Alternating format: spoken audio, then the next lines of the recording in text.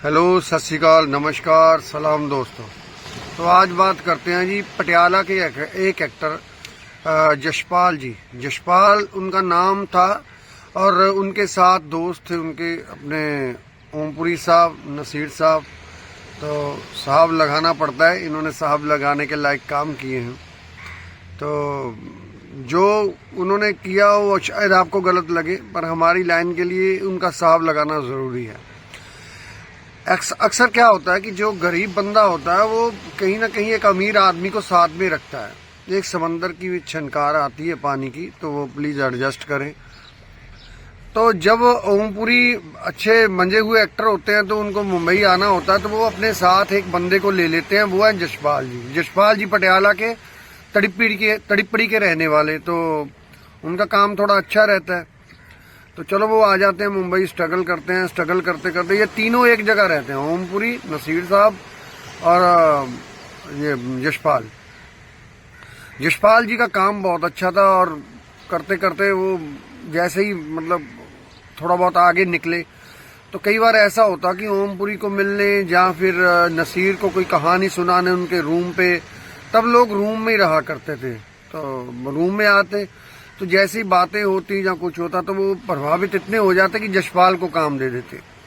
आज भी इंडस्ट्री में ऐसा होता है, कई बार एक्टर किसी को कहानी सुनाने आता है तो किसी दूसरे को दे जाता है। मेरे साथ भी एक दो बार ऐसा हुआ है, मुझे काम ऐसे ही मिला है किसी से, तो उससे जो एक्टर हैं वो जेलसी करने लग जाते हैं। तो अब ओमपुरी साहब और ये सब एक साथ रह रहे हैं। तो एक इंटरव्यू में काफी टाइम पहले, अब समिता पाटिल कितनी बड़ी एक्टर थी, उनको किसी ने पूछा कि आप कोई ऐसे एक्टर का नाम बताएं जो पूरी इंडस्ट्री में आपको लगता कि बड़ा दिग्गज था। तो उन्होंने ये बात बड़ी बेबाकी से बोली थी कि एक जशपाल जी थे, वो मुझे सबसे बेस्ट लगते थे। मंथन फिल्म में मेरे पति का रोल किया था उन्होंने, वो पता नहीं कहाँ चले गए, उनको पता नहीं था। लेकिन जब ये सब चीजें चल रही थी तब क्या हुआ कि तब उनको किसी तरीके से मेंटली अपसेट कर दिया गया, ये दोनों एक्टरों के जरिए। जब खर्चा चलाना था उसको साथ ले आए। मैंने एक बार पहले ही बताया था कि गिल करके लड़के को साथ ले आया था कोई राइटर। वो राइटर कौन था आप समझ लें, इन कहानियों में मैं पहले बोल चुका हूं उसके बारे में। तो जशपाल जी को मेंटली डिस्टर्ब किया जाता है। कोई खा पी करके कहीं कुछ होता है तो उसको वो बोल देते कि तेरे से तो मर्डर हो गया है। मर्डर हो गया है तो वो अंदर ही रूम में रखते हैं, बहुत दिन अंदर ही रहता है, मेंटली वो डिस्टर्ब हो जाता है और वो बंदा कुल मिला के पागल हो जाता है। अगर आप आज भी जाकर के पटियाला में देखेंगे तो तड़िपड़ी में उनका घर है, मैं उनको मिल के आया हूँ अभी थोड़ा टाइम पहले। तो मेंटली वो अपसेट हो जाते हैं, इनका रास्ता खुल जाता है। लेकिन उनके घर ले जाके उसकी माँ को बोलते लो अपने बेटे को किताबें पढ़ाओ, पागल हो चुका है। तो वो बंदा जो इतने साल बेचारा कितना अच्छा एक्टर था, उसको कैसे मारा? चलो हो सकता है उसका नसीब हो। बहुत से लोग बोलते नहीं ऐसे नहीं होता, जिसमें दम हो वो आगे आ जाता है ना। आप इस कहानी से सीखो, ये बात समझो कैसा हुआ। तो वो बंदा देखो, जो बंदे बढ़िया हैं वो याद रखते हैं। फिर पहली फिल्म बनी इसकी हीरोपंती टाइगर श्रॉफ की, वो डायरेक्टर की नजर में था, उसे याद था और उसने जितनी उनकी कैपेबिलिटी थी जशपाल जी की, उनको उसके नाना के रोल में लिया उस फिल्म में। तब मुझे वो देखकर अच्छा भी लगा कि चलो यार कोई तो है, मतलब जो ऐसे पीछे रह जाता है उसका साथ देने के लिए। ऐसे लोग बहुत कम होते हैं। तो ये एक्टर कैसे, डायरेक्टर जब बाकी लोग कैसे जेलसियां निकालते हैं, ये मैंने एक किस्सा आपको बहुत कम समय में खत्म हो गया, तो ये मैंने बता दिया बहुत कम शब्दों में कि उनके साथ कैसे कैसे हुआ। चलो ओमपुरी साहब तो नहीं है, नसीर साहब हैं, वही सच बोल रहे हैं। लास्ट टाइम क्या हुआ था, सनौर के पास एक प्रोग्राम हुआ था, उसमें नसीर का किसी ने सम्मान करना था, सॉरी ओमपुरी का सम्मान करना था। तो ओमपुरी जैसे ही स्टेज पे बोलने लगे, किसी ने सामने उसको बिठा दिया, तो बैठे। तो उनको देखकर ओमपुरी के आंसू आ गए और रोने लग गए। ओमपुरी ने फिर नीचे उतर कर उससे मिले, जब मिले तो उन्होंने उसे पहचाना नहीं। बोला अच्छा बॉम्बे से हो, अच्छा वहाँ सिगरेट पीते हैं लोग ऐसे। तो वो बीड़ी की बात कर रहे थे, उन्होंने सिगरेट पिलाई उसे, है ना। ऐसा कुछ हुआ मसला। तो ये सनौर के बंदे ने मुझे बताया था, है ना। तो सनौर में ये चीज हुई। तो फिर मैंने ओमपुरी साहब से पूछा भी जब वो यहाँ थे तो लेकिन उनकी बात से पता चल रहा था कि उनको पछतावा है, लेकिन बोलना कोई नहीं चाहता, क्योंकि सबकी पूरी उम्र की कराई मिट्टी पड़ जाती है। इसका रिकॉर्ड मैं आपको दे देता हूँ, ये स्क्रीनशॉट लगा रहा हूँ। ये दुश्मनी कैसे निकालते हैं। सिकंदर में मेरा नाम मेन विलन में आना था और नाम रखा गया था, फिर खाली पॉलिटिशियन लिख दिया, राइट। तो नंबरिंग में भी नाम नहीं डाला, एंड में नाम डाल दिया। ये दुश्मनी ऐसे निकालते हैं और सीन काट दिए।